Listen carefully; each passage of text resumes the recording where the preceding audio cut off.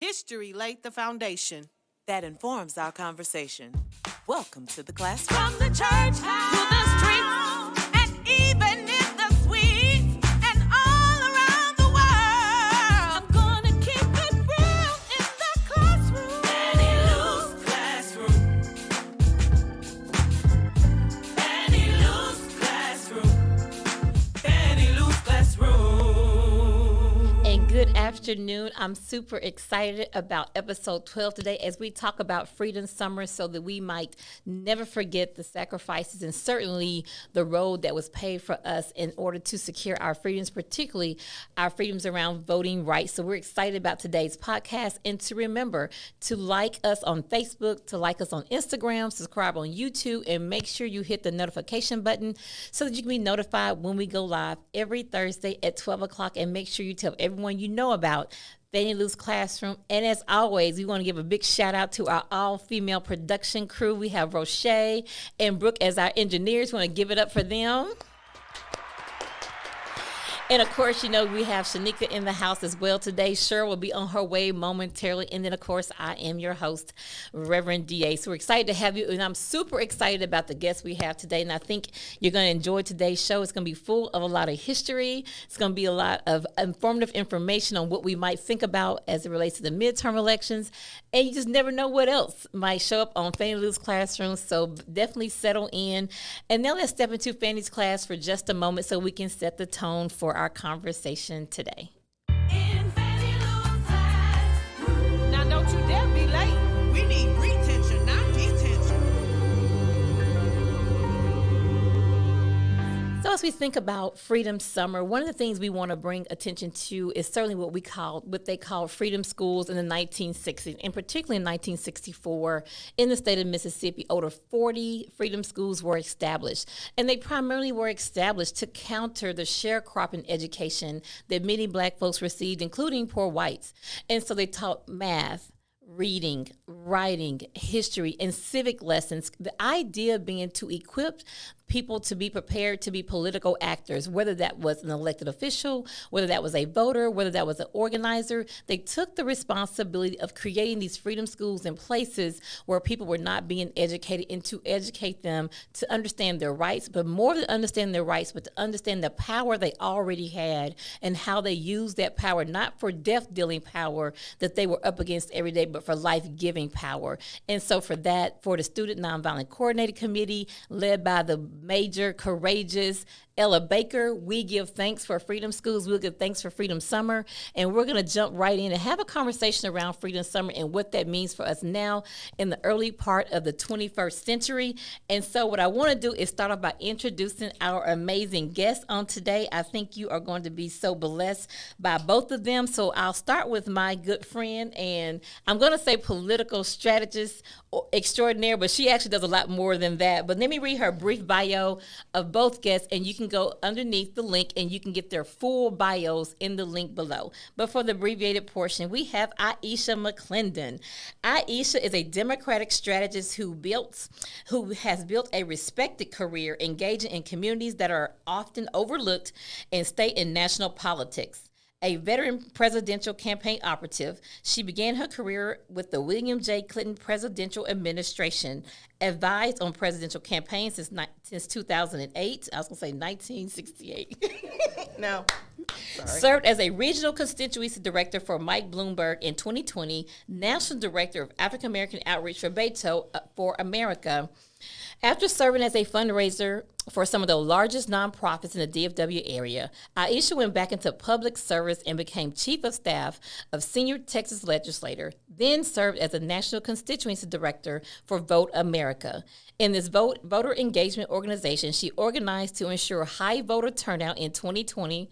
You succeeded, and oversaw a multi-million-dollar program targeting HBCUs, to which she is a proud graduate of Dillard University in New Orleans, Louisiana. She is currently the Senior Director of Corporate Partnerships for Moth and Flame VR, an award-winning developer of immersive training technology, pioneering the next decade of virtual reality learning for the private and public sectors, while simultaneously serving as the Senior Advisor on the Beto for Texas Justice campaign. Welcome, my good friend Aisha McClendon, to Fannie Lou's classroom. And then we have the one and only, the legendary Emma Rodgers. So y'all know I know protocol. I respect my elders. So I was calling her Sister Emma, Mrs. Rodgers, but she gave me permission to call her Emma. So when I say that, don't think I'm disrespecting the sister, because you know I know how to put handles on names, but she gave me permission to call her Emma. So Emma, entrepreneur, is a native of Niagara Falls, New York, and a graduate of Texas Southern University. In 1977, Ms. Rodgers co-founded a mail-order business for books, which she eventually became a retail store, Black Images Book Bazaar in Dallas, Texas. Many of us remember that location in Wynwood Village, which I'm going to talk about in a moment. Sister Emma, or Emma, supports African-American authors, and associating with Black Images Book Bazaar brought commercial success and critical acclaim to numerous authors, including J. California Cooper and E. Lynn Harris. Man, that's some throwbacks right there. In 1995, Rodgers founded Romance Slam Jam, an African-American book genre conference event. Rodgers also was selected as a member of the U.S. Information Agency Corridors of Culture team, which presented works at the Museum of Marketplace Symposium in Accra, Ghana, Harare, Zimbabwe, and Nambia. In 2005, she organized and led a trip to Ghana for students from ROPP Inc., an enrichment program for teenage girls. Black Images Book Bazaar closed its doors in 2006. However, Rodgers continues to hold book signings and established and upcoming authors, served as a board member for the, can you pronounce that for me? It's a publisher. What is Quinn Height. Quinn Height Publishers. I don't know. Quuueen. That's from ancient history. Okay, that's ancient history. Oh, you talking about that's ancient. You back in Africa. Okay, and as a member of the advisory board of the Black Writers Alliance, she was the recipient of many awards and honors for her service to the community. In 2003, the Emma Award, which honored excellence in romance action literature, was named in her honor. She was also the recipient of the Workspace Award for Outstanding Support of Literature in 2004, and she is a member of Alpha Kappa Alpha Sorority Incorporated, and she was Golden Soror of the Year in 2016. The Emma Rodgers Learning Laboratory was dedicated at Bishop Arts Theater in 2009. Ms. Rodgers is the co-founder and curator of the Dallas Civil Rights Museum. Now, that was just a brief bio. So if you want to learn even more of the amazing work of the Emma Rodgers, go to the link on the page and you will find more about her. So welcome, Sister Emma Rodgers, to the Fannie Lou's classroom.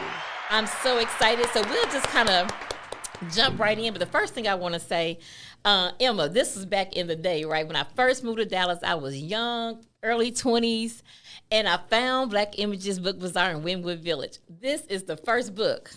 Asada. Yes. Asada Secure. This is the first book I purchased. You see that good old label? Yeah. The gold Oh, one? yeah, that was a small one. That was the first one. Yes. Wow, that Come goes on. way back. There you go, way back, this throwback. And I said that to say, in light of this being Black August, in light of what Black Images, in my opinion, represented and did for our community, is just, I think no words can express that. This really, I read before when I was in my early 20s, but I picked up this book, and I had already read the Autobiography of Angela Davis. I didn't buy that from Black Images. I didn't know you were there at the time. And my friend and I both read both of those books together, and we began to call each other Angela and Asada, Okay, right? all right. Just in terms of what they represented, was what we felt we were as young Black women then. I mean, I'm twice as old now or more. But just I wanted to let you know that it really changed the trajectory of my life and my reading and what I read. And I always came in, and, you know, if you were in Black Images, you had to say, Ms. Rodgers, where is so-and-so book? And you would go right to it. So I just wanted to thank you for that. It was such a nurturing space for me. So I just want to say I appreciate that, and it meant so much to me to go into Black. And I remember one day I walked in and I saw Beheld, a Puyo horse. I said, oh, we got everything Right. in Black Images. So I just had to say that. Thank you for that very publicly. And I'm sure many others have that same testimony of how Black images really nurtured them and really nurtured their, increase our desire to read and to learn. So thank you for that. And what I want to point out before we get started, if you go into the link, Sister Rodgers listed several books and resources as it relates to Freedom Summer and other books that you want to read that really speak to beyond Freedom Summer, but the larger movement that was taking place. And I'm going to add my little prop to it today. But I think this is also a good text for children if they're young, just to kind of give them a way for them to understand the entry point, because our children are never too young to learn about our history and what that means. So let's just jump right in. So I want to start with you, Emma. Tell us, what were you doing in 1964, particularly summer 1964? Actually, I was campaigning for LBJ. I remember. I was in college. I wasn't old enough to vote because you had to be 21 at that time. Okay. So I was campaigning. I was a student at Texas Southern University, and I can remember to this day some hallways. I walked up the stairs to go to different apartments. So that's what I was doing in 1964. Wow. Okay. And, of course, looking at the Democratic convention where Sister Fannie Lou Hamer was trying to get the Mississippi Freedom Democratic Party seated simply because Blacks were not allowed to vote in Mississippi. Right. So she was, and they were not being representative by the whitest Democratic Party. Right. So so I was looking at the convention, of course, and looking at Miss Hamer and getting inspired by her. Now, I'm glad you said that, because I often look at that clip, that 8-minute, 13-second clip of her testimony. And I know how I feel watching it, decades later. So, and I'm, as a young person, seeing this Black woman, right, and what I would say, who others really tried not to get to speak and to be seen and to be heard. But just as I say, God don't like ugly. And while they tried to stifle her, silence her, it became public, right? And in these decades later, we listened to that.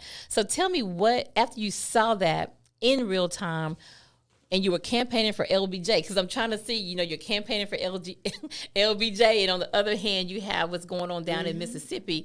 So talk to me about, what did that do to then, I don't know if that changed your trajectory of the work that you did, and if that changed, like, maybe how you were going to enter into college, what you were going to study, what you were going to do, by seeing that you're campaigning for this one person on the one hand, while this Black woman in Mississippi is struggling, not just for voting rights, but as she said in her testimony, like what it means to be a first-class citizen, right? I think in that testimony, as she talked about what happened to her because she registered to vote, I think she turned the corner and elevated the conversation when she said, I question America. Is this not the land of the free, home of the brave? We have to sleep with our telephones off the hook because we're threatened daily, right? I think she was shifting to say that we also looking to be treated as human. So I'm just wondering what that did to you. And just think about now, well then, thank God for the media then, so that she could be put on a big platform and see all of the discrepancies that we have in America, how democracy was not serving African Americans, and what was going on in Mississippi. But one quote I really like about her, that she says, you can pray until you faint, but unless you get up and try to do something,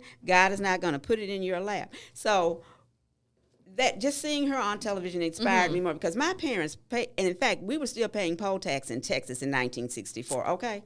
So my parents paid poll tax, and it prohibited a lot of people from voting. Blacks, Hispanics, and poor whites from voting. So she just inspired me more to be an advocate, a grassroots advocate. Right. And that's what I really like about that whole Freedom Summer led by Bob Moses and Ella Baker, as you said earlier, because they really wanted the people who were there to be involved. No person on the national stage, and not to take away from them. We need people on the national stage, but because it was grassroots. And it just inspired me to keep being a grassroots person. Yes. So Aisha, talk to me about what, I'm sure you've seen that clip, and I'm sure you being very politically astute, you're aware of that. Tell us about when you first saw that clip, and what does that mean to you in terms of being a Black woman who's very much engaged in the political system?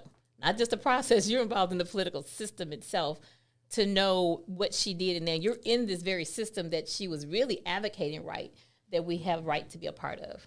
So when I think about that, I really think, honestly, how we haven't come that far. And we have so far to go. And it kind of bothers me when I really think about, like, you would think that voting rights wouldn't be a big issue right now. It should be automatic. It should be something that happens, like you go to the grocery store, whatever. It should be that automatic. It should be easy, right? Which it is not in Texas.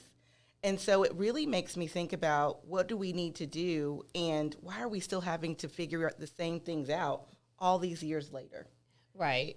And so one of the things that, and we talk about Freedom Summer, the Freedom Schools were very critical, right? Just in terms of what it really means, to your point, to be grassroots and on the ground. Because in fact, over 200 of those many volunteers that descended on Mississippi stayed behind when the summer was over, right? Quitting their jobs, some leaving school, because they were very, I'm saying, and I'm not saying everybody does this, right? We all need to know our level of commitment and sacrifice, but many of them did that, right? So even we think about why the Freedom Schools were created and why they did that, to really get people to be politically astute, right? To understand. So, and I want to read, this is something that, I think this speaks to the critical nature of, and we'll talk about what we can do now, because I think we're up against some of the same issues as it relates to non-voters, people who are not registered. So they're not registered because of poll taxes and not registered because, it's illegal, but it's something where people are just not connected to the political process or understand the critical nature of why. And I want you to respond to that, but I want to read the power of bringing people together and the power of education and the power of knowledge. So this is an 11-year-old child who attended one of the Freedom Schools. And this is his response to why he was a part of it. He said, "I'd like to go to Freedom School. If you would like to go and you don't have a way, let us know. We'll come and pick you up. We Negroes have been beaten, but we will never turn back until we get what belongs to us. We just want what belongs to us. We don't want anything else. I think as Negroes ought to have their right to vote for justice, equal rights, freedom, jobs, and need better books to read. In the stores uptown and down, here we have to pay tax. That is a crying shame. God is looking down on people now. We are tired and we have tried, and you cannot hide things from God. But we can't hide things from God even if we tried. We pay tax. I think we should have a right to vote. All of our colored men are getting beaten and put in jail. This is unfair, I think. Don't you?" And this is an 11-year-old who's able to articulate, right, the critical nature of why we need to have our equal rights. And he's up here saying, we pay taxes. Now, 11, he probably didn't pay taxes. His parents did. But he understood, right, that taxes equal, well, I am part of the system. I am paying into the system at 11 years old. And I think it also speaks to how that movement was transgenerational. Right. And so for me, I always like to tell people, at least I attempt to do work with, with 4 generations in mind, right? Those who have transitioned, those who are with us, those who are yet unborn, 3 generations, right? For me, it's always about who's behind us, who's with us, and then who is to come. And I think that's what Freedom Schools for me also represented. So I want to just hear your I want you, like you were going to respond to the voting piece. So if you can respond to that, and then both of you can respond to what would it look like? What can we do now in 2022, particularly heading to midterms and presidential election around the corner? Do we need a version of Freedom Schools now? Well, we need to educate people about why voting is important. And as Commissioner Price says, from your birth certificate to your death certificate, you are controlled by the government. That's right. Okay. And so when I was out registering people to vote, I remember I was at a park in West Dallas, and these guys came up, and I wanted them to register, and they said, I said, those red tennis shoes you have on, that dye is determined by government. And I told them some other things. Honey, they filled out the form. But you have to let people know why it's relevant. And at the Martin Luther King Center, there is a legal aid clinic twice a month. And one day a young woman came in. She had her children with her, and she said, "Well, I don't vote." And then I explained to her why. I talked to her about the census, because the reason why they went to Mississippi in 1964 was because of the census in 1940 showed that only 0.5% blacks were registered in Mississippi, and there were more in other places, but that's why they went there. And I talked to her about the census. She didn't see the point of that. So I think if we educate people about why, what happened, the car you drive, the music you listen to, all that is controlled by government. So we have to let them know why. And then once you elect these people, hold them accountable. But we have to educate. If we just get everybody who's registered to vote, we'll be good. That's it. Okay. There. But the thing is, we have to educate them. We have to show them why it is relevant. Right.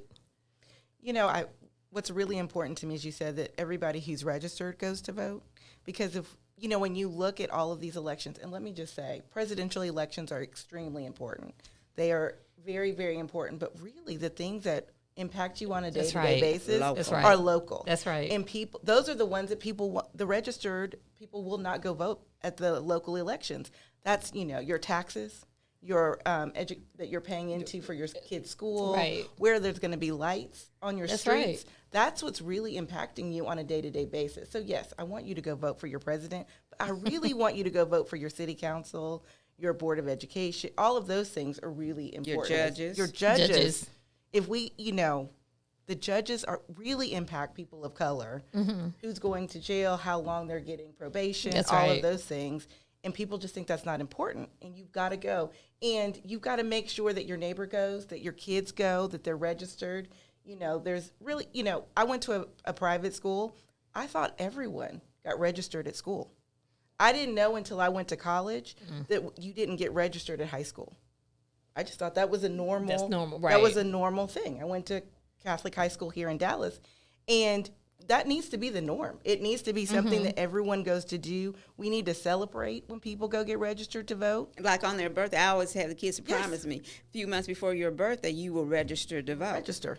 And you need to make sure that the children around you are registered, your nieces, your nephews, because and you need to take children to go vote with you. Because when children see their parents go vote, my parents, I didn't grow up in a very political family. I knew my parents went to go vote. I remember going to vote with them. I remember my parents going to work and making sure that they still went to go vote, and then I was there with them to see it. And that's really important because at 46, I still remember that. And then Right. celebrate it. I took a picture of my daughter when she voted. And she was there with the twins. But when we went to the school to vote, I took a picture of it. So celebrate Celebrate it. it. Document it so that you can show it to the next generation. Yeah, it's so important. At Dillard, we all went to go walk. We didn't have cars back then, but we all went to the library and we all voted together. I'm still friends with those people, and it's so funny. One of my friends had the picture, I don't know, a few years ago. And, it was a big day. It was a big deal. And we have to start making that part of our everyday lives, because if we don't, we're going to start seeing less and less people voting. Right. And it's already, the numbers are bad, y'all. So we got to get these numbers up Right. every day. Right. So one of the things, and you mentioned you took a picture of your daughter voting, how we have to show it to the next generation. And as I mentioned, in my opinion, Freedom Summer was definitely, we look at the span of people engaged, it was very transgenerational, right? I think about Fannie Lou Hamer, when she went to a Freedom School, she was in her 40s, right? Working with the young children of Student Nonviolent Coordinating Committee. And I think about Unita Blackwell, who was in one of those Delta counties where nobody was registered to vote. And she attempted to register to vote, right? And she then, for her, like Hamer, being engaged with SNCC and Freedom School, found their voice, found their calling, if you will, right? To be able to see their place for them to see their place, not just in their community, but really in the world, right? So I'm wondering, maybe Aisha, you can address this first, right? What is the temperature of Gen Zers, right? Because you're engaged with this, with Beto, for sure, you're working for Beto, but you're involved, but you still see the political climate, right? So I'm just wondering, I don't think I'm sure we have some versions of a SNCC around, but I'm just wondering what's being done to really galvanize, right? Because I think Gen Z, they're going to shape this the future of the electorate. They are the future. So what are you seeing out there as Beto is, on the road and all around the state, trying to really get people, those who are registered, obviously the voter turnout is critical, but also how are we making sure that the next generation, this current generation, is deeply engaged? Well, I think that it starts with acknowledging that we don't know everything. I don't know where everyone is, and we have to bring everybody to the table. And even if what they're saying doesn't make you comfortable, we've got to be open to hearing it.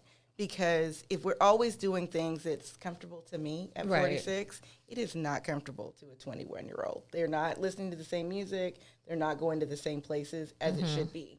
And I think, while we do that a lot on the Beto campaign, I really think a lot about when I was working for Vote America, because we were in a COVID situation. We were targeting HBCUs, and we literally had to find the students where they were.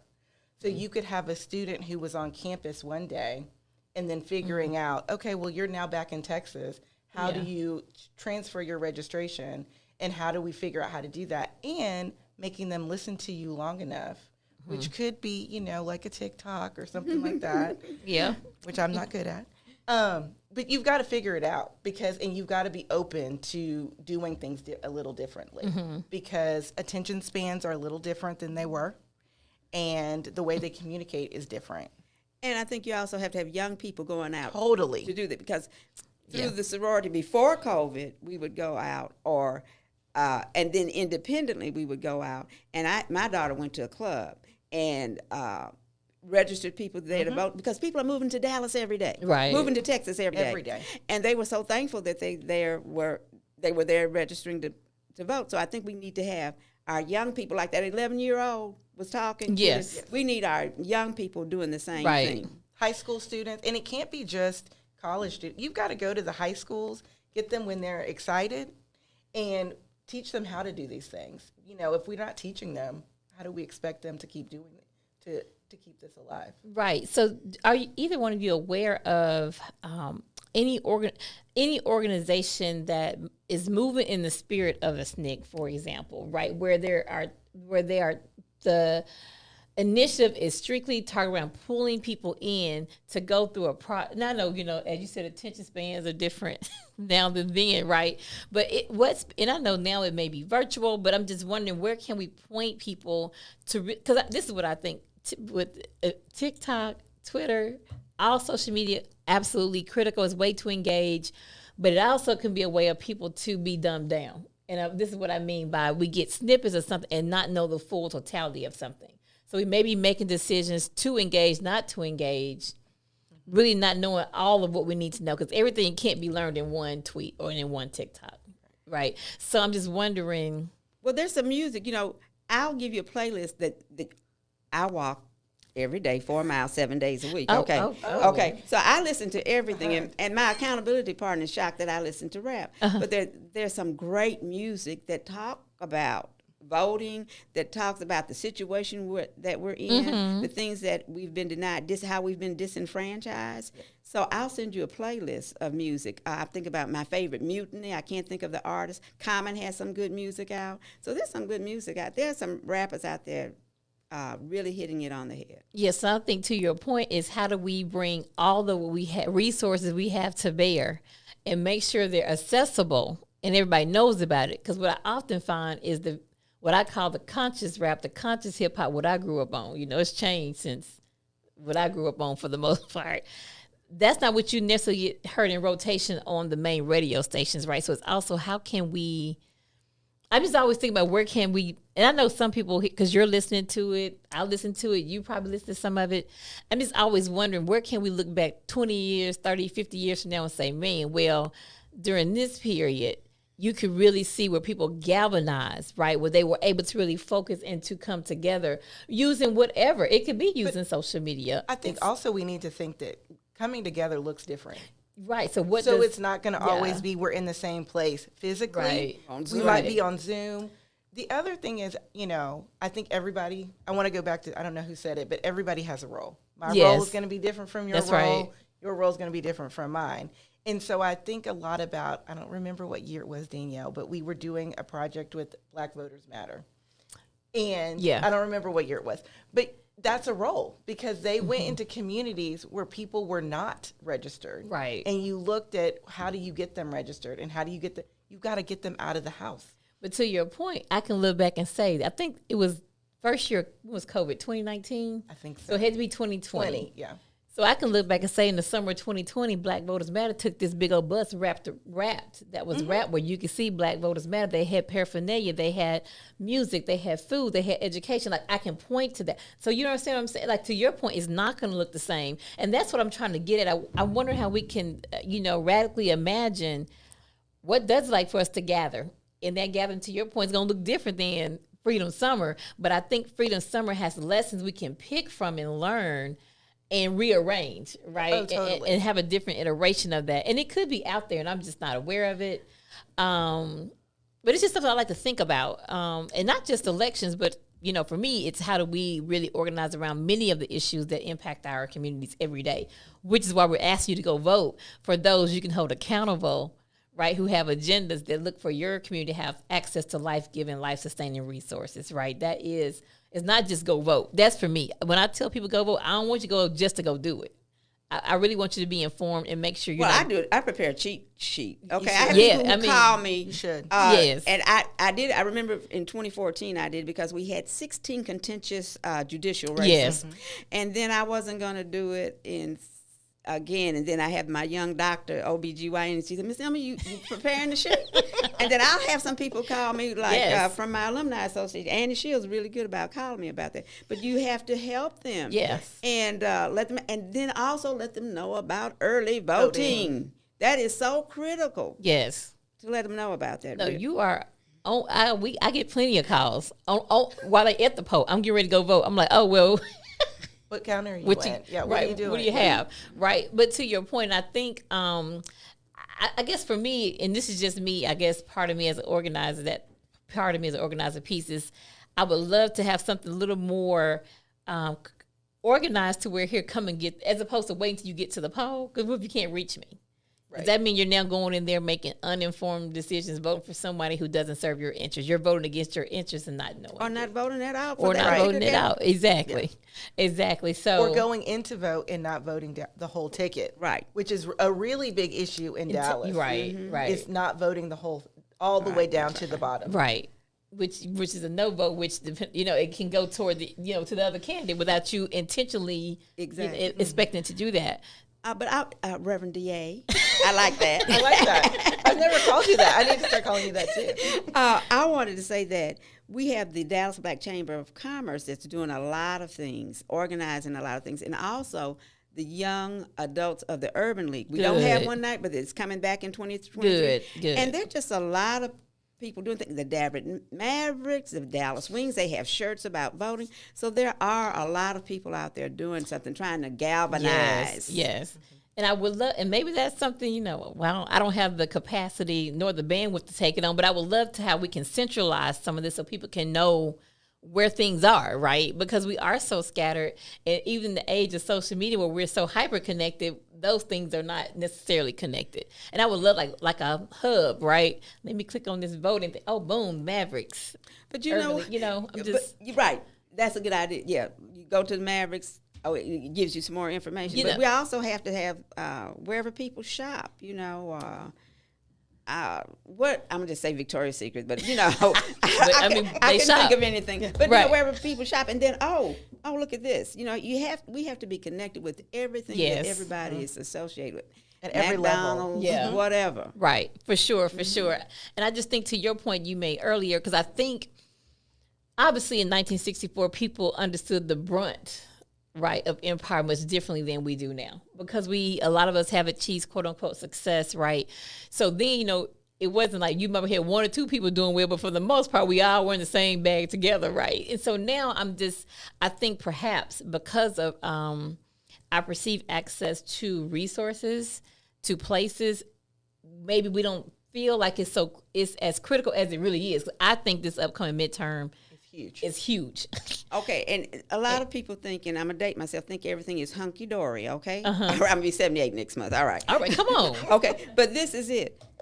What just happened recently, where the NFL is now going to get black people, men who have dementia, what have you. They had this race data criteria where the blacks were not, the black athletes who were injured were not tested the same way that the whites were. And the settlement was made 3 years ago, $1 billion, but to point out these inequities that happen every day, and everything is just not as smooth as you think it is. All of these, we see inequities revealed every day the dear Lord sends down. So I think if we put that before them, then they'll get to see how you maneuver, because the only way that came to light because of a civil case. 2 people filed a civil case.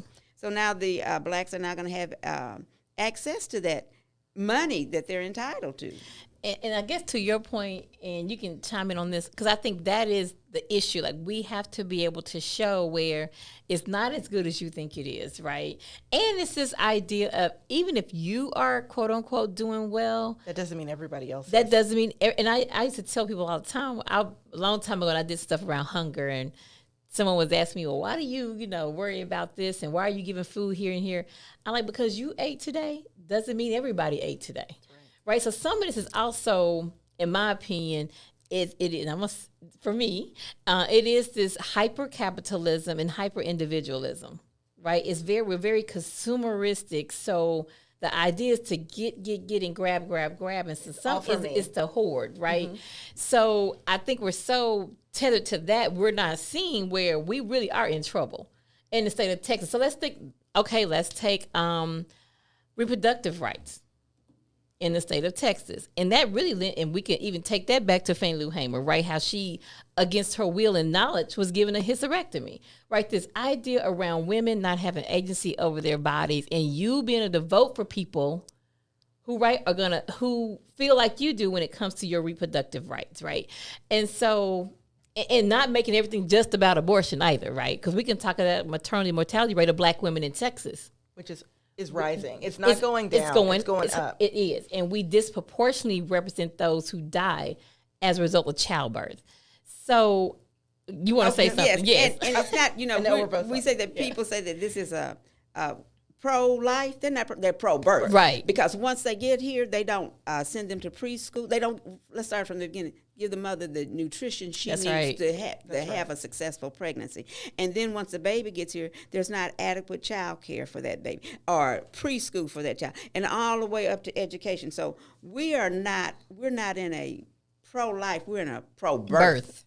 Without question. And so we need to point all these things out to everybody, young people, right? Everybody, everyone. I think understanding what we know, like Texas won't expand Medicare or Medicaid. Which, what is a pregnant woman supposed to do, right? And understanding that, maternal mortality rate is not just I die in the labor room, it's up to a year. So what's not being offered to the mother at the 6 months and then the 8 months. Exactly. Or even making sure that they have a way to get to the doctor. That's also an issue as well. So you may be able to get to the 6 months, but you may not be, you're back at work, right? So then for some, you're back at work, so you can't take off depending on what your job is. So that's also an issue. So they're still not getting the health care that they really need because they haven't seen a doctor at that point.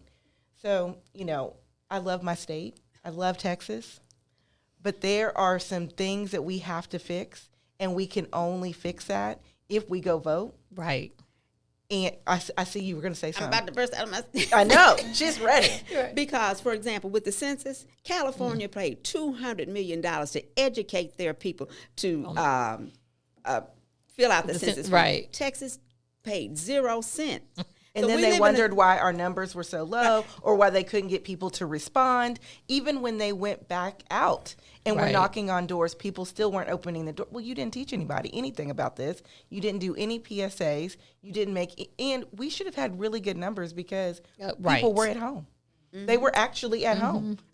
So exactly. There's really no excuse except you didn't want – you made a point of not educating. A conscious decision. It was a conscious decision. One penny, one dime into educating our public. And California spent $200 million to educate. Mm-hmm. Yeah. So that's how we get our money. Yep. For education, for hospitals, for housing. This is the only way we get our money. And like for Medicaid, we made a conscious decision not to participate in that either. Right. And so we think about, and that's why I keep going back to Freedom Summer and Freedom School because of what was taught, right?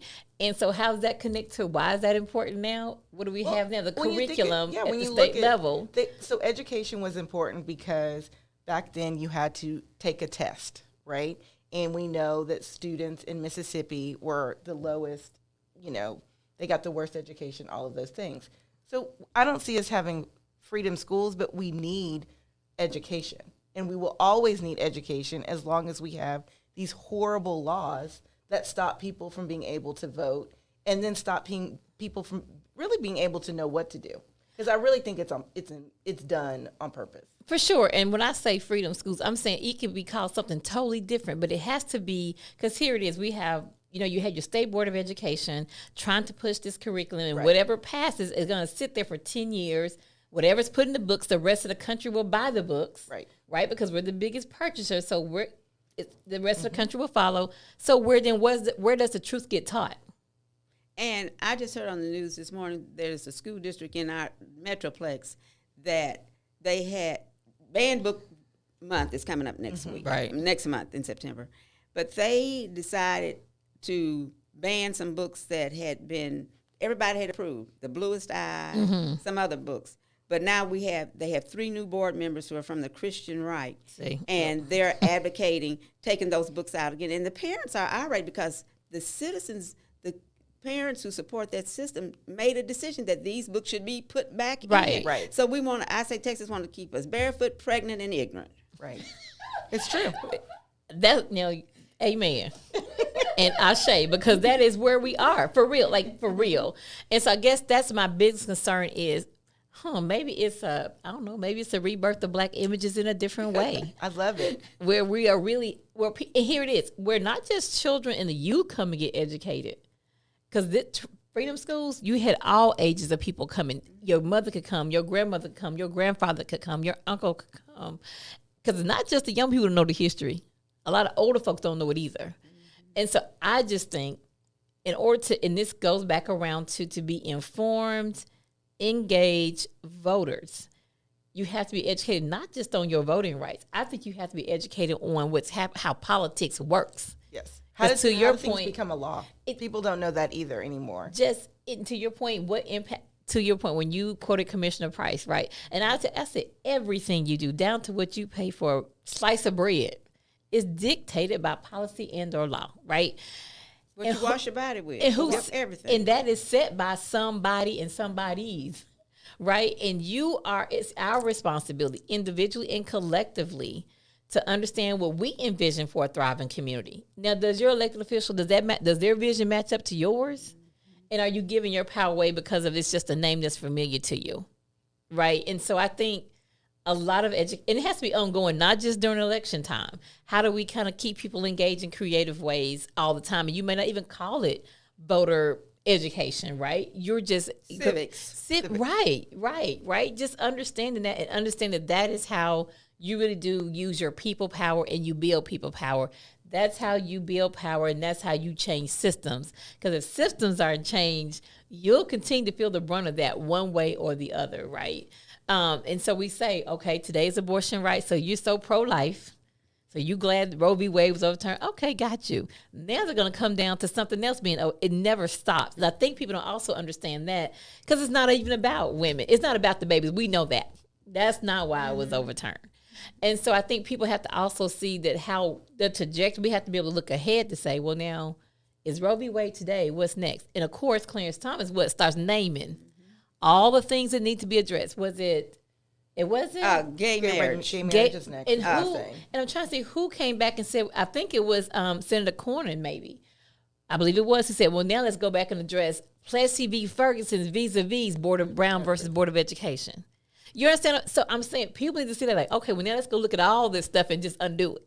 All these rights and gains that have been made from a Fannie Lou Hamer, from a Bob Moses, from a Ella Baker, from a Septima Poinsett Clark, right? Like all these people who labored to move us a little further, they're making sure we go back even more so. And I think it's all rooted and grounded in, this desire to maintain white privilege through white terror, whether that's structural or physical violence, to maintain the status quo. And we have so much at stake.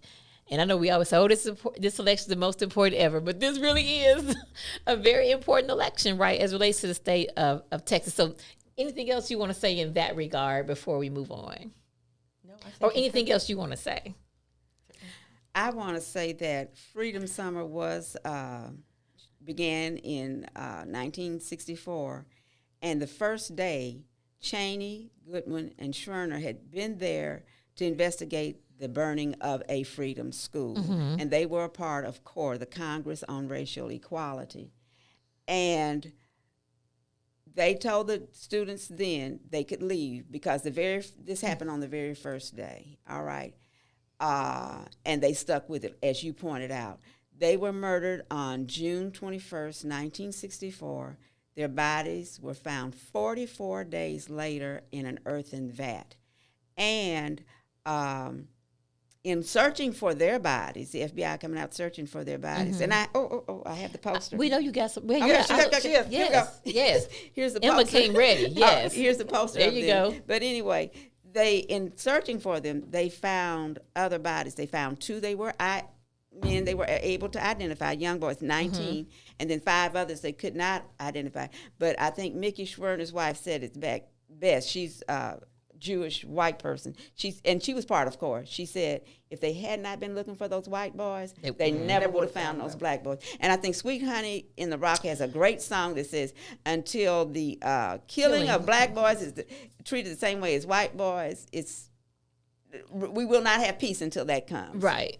And I think to your point, I'm glad you brought up Sweet Honey in the Rock. You just want to, I just love Ella's song, right? And to your point, they say, we who believe in freedom will not rest until it comes. And I think what both of you do in your respective ways are doing just that, right? That you're not resting, right? And got to go with Angela Davis here when she says, freedom is a constant struggle. And this is really how we commit. And I understand sometimes I tell my friends, I know why some people just want to make pretend like everything is okay, because it's a lot, as James Baldwin said, to be reasonably conscious in America will keep you in a constant state of rage, right? So I understand why people can feel that way, but it's so necessary for us to be conscious, in particular, and I'll go a step further and say, because this is Fannie Lou's Classroom at Friendship West Baptist Church. So we also have this conversation at the intersection of race, politics, and religion, right? We're not divorcing that from what we're talking about. And I just think particularly as Christians, if we are to, Micah says, do justice, love mercy, and walk humbly with God.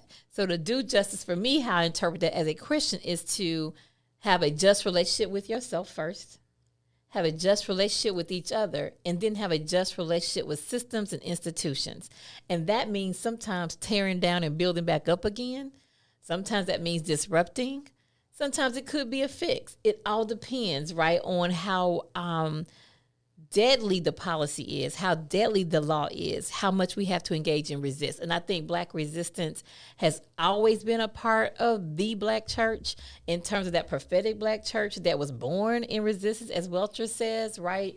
And so I think we cannot sit back and see what happens and just want to just sink and say, let me just do this, right? To make pretend like nothing. Because eventually it finds its way to your gated community. Eventually it finds its way to your doorstep, whether that's someone we get a call from whose child goes to a prestigious school in North Dallas, and then one day they're reminded that they are Black. Right? Then the call is, what can we do about what's happening at this school? So I always tell people, live where you want to. Definitely send your children to get the best education you think is best for them, but remain connected, right? Remain connected and understand that you are still part of a larger community. And you can do those things and not dissociate yourself, right, from the rest of community. I think about Little Italy in Philadelphia, Greektown, in Michigan. Like, everybody probably don't live in Little Italy, but I'm sure everybody descends on Little Italy over the weekends to shop, to talk politics, to talk about, envisioning what thriving looks like. But you can still do that and be in community with other people. And I also think that we need to acknowledge that I think that's great. But as someone who grew up in the suburbs, we shouldn't assume that all Black people live in one area or one neighborhood, and we can own. Absolutely. But you say that, but that is not really how everyone thinks. And I think that we also, as people are moving out, we also need to acknowledge that we need to go to those areas and support them and support the work that they're doing, especially when you look at like Black women. And you're smiling. No. When you look at Black women, because I think that it's still hard for us. Especially in this work, there's not a lot of Black women doing this work, and a lot of times we're in supportive roles, which is great. I mean, I think I'm always the person in the background, but I do think that we need more women who are willing to stand up, as Fannie Lou Hamer did, and say, like, look, I need you to pay attention to us, because if we don't, nobody will. And so we've got to use our voice more, I think, especially in Texas, as our laws are getting worse, but especially in the South. Like, it's getting worse and worse to me. Like, when I visit my family in Louisiana, I'm like, what's going on here? What do y'all, why are we doing this? Jim Crow. Yeah. And it's still bad. It's still really, really bad. And so just as Black women, I think that we've got to speak up more. And that goes for me, too. Okay.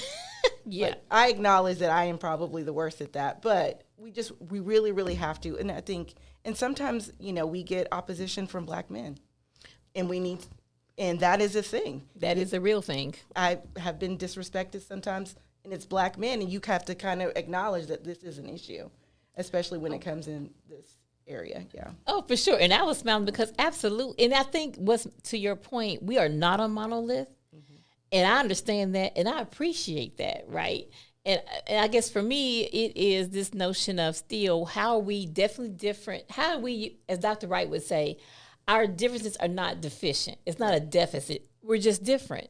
But I think in those differences, we can have some common agenda and some common, ways in which we can connect and engage. I don't want us to all live in the same place. I don't want us all to think the same way, right? But I think if your thinking and being is anti-Black, then that's going to be a problem. So I don't care what color you are. If you anti-Black, you embody white privilege, white terror, I'm going to say something, right? It doesn't matter what color you are if you do that. And to your point, I think patriarchy, that's a beast. I mean, that is the way this society is structured and ordered. And I'm in the Black church, and it's very patriarchal. As in, I'm talking about just in general in terms of highly patriarchal, and that's in political world. It's in a lot of spaces that even women in general walk into, particularly Black women, and being erased and invisibilized. Is that a word? You just made it one. It's gonna be one today, and we in Fannie's classroom. Fannie will let me do that. But yeah, to your point though, Aisha, I think that's important because here it is. When something happens, who's out there organizing and making it move? Black women. And it was Black women behind the Montgomery bus boycott. They were the ones who really made everything happen, to get the flyers out. They were in the background, and they intentionally were in the back doing all the work, making it happen. We don't hear about them, right? But they were making it happen. And since you said that, I always, when I get an opportunity, bring up Mother Georgia Gilmore. If it wasn't for her, they wouldn't have stayed off the buses. She wasn't just cooking fried chicken dinners. She was an organizer. She knew how to mobilize people. She was a strategic thinker. She had that system down pat where she cooked those meals and made money to put gases in all those cars for them to go over a year to stay off those buses. But you never hear about her name. You just brought up a good point. Meet them where they are. Have those meals. Have opportunities to engage the young people or whoever you want to engage. Mm-hmm. Start there, because you can't beat anything like a good meal. That's a good starting point. And then, you have to seduce people. You have to hook them. You have to have some kind of way to draw them in. And a meal is a good way. They had that conversation at Martin Luther King dinner table. Mm-hmm. That kind of thing. We have to do something like that to engage our community. We do. And she did that, and they thought she was, even the white folks thought she was cooking good meals, and she the whole time. She I'm running this movement. Right? And so I brought that up to your point. We're always back there. We're going to do the work. You don't know why? Because Malcolm X, Malcolm X said about the Black woman in America, most disrespected, neglected, and unprotected, right? Mm-hmm. And in social hierarchy, because we are that, it's the white man, the white woman, the Black man, the Black woman, right? So for us, we know we all right, everybody going to be okay, which is why we fight so hard for a lot of these rights, and particularly reproductive rights, right? Because if Black women survive if we can survive childbirth and get laws and things in place, not just access to health care, but post that. But can we also have can we have a place where we can live and breathe clean air and drink clean water? You brought up childbirth. Linda Villarosa has a good book out about how the medical system disenfranchises. Who was that? Linda Villarosa has a good book about health care. It came out this year, and she based it on data. And so the doctors and everything thought they were doing the right thing, but the data shows different. And when Serena Williams had to advocate when she was having her child, just think about what Shaniqua has to do. Right. Shaniqua doesn't even have the skills to do that. Okay, so we have to look at the healthcare system. Period. For sure. Yeah. Right. For sure. And to your point, that Serena being not just the most recognizable Black athlete, but athletes. Period. Yep. Now, that Black woman voice wasn't heard. No one's. So to your point around, and I think we can do a much better job. I don't know if you were saying this, but I'm going to say it. I think as Black women, too, we need to do a better job at supporting each other, right?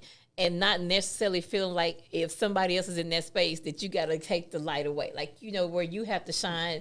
It's enough shine for all of us. Yep. Right? And this whole idea of, don't, knock another woman's crown, I'll fix it for her, right? But that begins when you do women empowerment kind of, conferences, et cetera. It can't just be people you like and know. Like, are you really engaging everyone? Are we really embracing all of us in the ways in which we show up differently?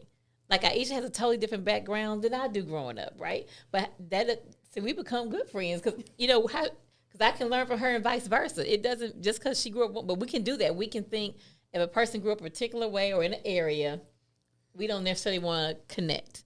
And I just think we have to do a better job at that in terms of just because we got enough out here as Black women to deal with. I found the title of the book. Yes. It's called Under the Skin, The Hidden Toll of Racism on American Lives and on the Health of Our Nation.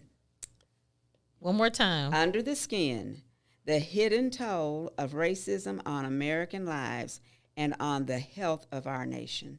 And it's by Linda Villarosa. Good. Well, if nothing else, now, what I want to do in the last few minutes, first, you brought quite a few books here. You have a ton on our YouTube page. We love that, so we will make sure people have plenty to read for the rest of the summer. But you have 2 other books in front of you. You want to tell us about those 2? Yes, this one is about Bob Moses, who led the Freedom Summer.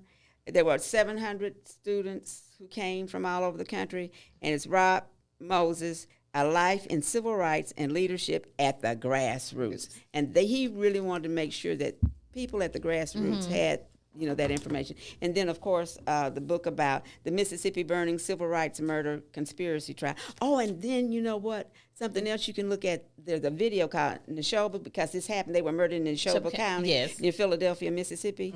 And then the other thing I forgot to add was museums to visit. There are 2 museums in Jackson, Mississippi. It's so fabulous, and they cover this organization, the Council of Federated Organizations, and that's with SNCC, NAACP, and some others came together to work toward voting and what have you. Yes. Making things better in the community, but primarily voting. Yes. Well, thank you for that. So now I just want to shift real quickly. Now I want to learn more about who you are. And because, we're more than just what people know us to be in our vocation and professions. We're well-rounded individuals. So, Aisha, I'm going to start with you. Okay. So, what brings you joy? What makes you happy? What makes me happy? A good glass of wine. Okay. A good glass of wine. A good glass of wine. What else? Finding time to do something for myself and for my family. Spending time with my family, I think, is really big these days as we're in campaign season. Yeah. Okay. What about you, Emma? Well, I like to commune with nature. So I walk 4 miles 7 days a week, and it's just like my mind opens up when I'm out there seeing God's creation. And I love going to plays, and like at the Bishop Arts Theater Center now, they have the Curse of the Puerto Ricans. Love going to museums, and in fact, this weekend I'm going to Tulasoma that the African American Museum is sponsoring. Okay. It's called We Read, and then last week I was over at the Dock Bookshop where Kimberly Lawson Roby was there, and I just love going to book events and being in book clubs and what have you.